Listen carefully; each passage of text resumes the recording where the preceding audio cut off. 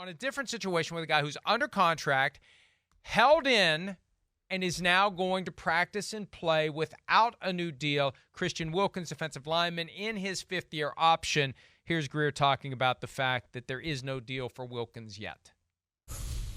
We have a lot of good players coming available, not just Christian. There's a lot of guys here in the pipeline here over the next couple of years. They're going to be expensive players. So, but in terms of Christian, we've had a lot of great dialogue with him and his agent, very positive. We made an offer that we thought was fair, and there's times when you do things like that, it has to work for both sides. And so there was never any ill will from each side. I've had a lot of great community. I enjoy his agent. We have good conversations, and so we just, for right now, we're going to hold off until, in my mind, at the end of the season, because I don't think it's fair to distract Christian from his goal of what he wants to achieve and for the team.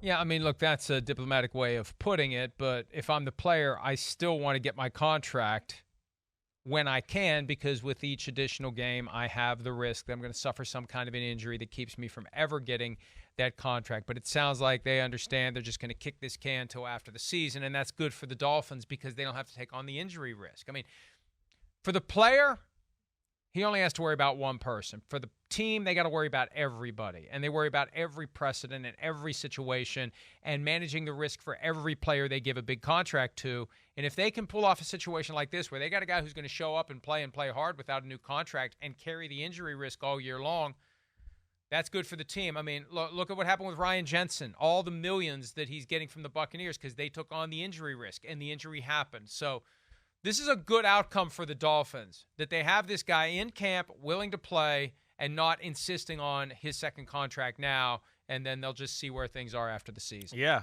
I mean, I wish the player in these instances would be like, no, I don't want to table it right now. I'll work and do this, but my agent, I pay him. I can still focus on football, and he can give me a little updates on what my new contract might be. So I don't love that angle, right? And I hope that Christian Wilkins ain't letting the team push him down that angle. If I'm him, I go, no, my agent will call you tomorrow, and let's keep talking about it, right? I'm totally good playing nose tackle. This is not affecting me. I'm good. Now you keep talking to him. And I wish players would take that angle a little bit more. But it's like we always talk about, players in a lot of ways have such good hearts, and they want to play, and they don't want to upset the apple cart at all, that they do that. This one's going to be, I don't know where this goes. The Dolphins have first-class problems. They're paying Tyreek Hill a ton of money. They've got a Jalen Waddle who's going to be asking for a new contract not long from now. Teron Armstead's being paid like one of the highest-paid left tackles in football. They got Bradley Chubb being paid like one of the highest-paid pass rushers in football. He's not even the best pass rusher on the team. Jalen Phillips on the other side, they're going to have to pay him soon. They got Jalen Ramsey, they're paying top-end money. Xavier Howard paying top money. And then Javon Holland, their safety, at some point is going to need top money too. Not all these guys are going to be there. I worry that we've gone down the road of like Christian Wilkins, who, maybe not as Quinnen Williams, but he's right there. He's in that group with Jeffrey Simmons and all them. I think we're getting down the road here where this is one they might have to just trim the fat or whatever, and they just can't sign Christian Wilkins when it's all said and done.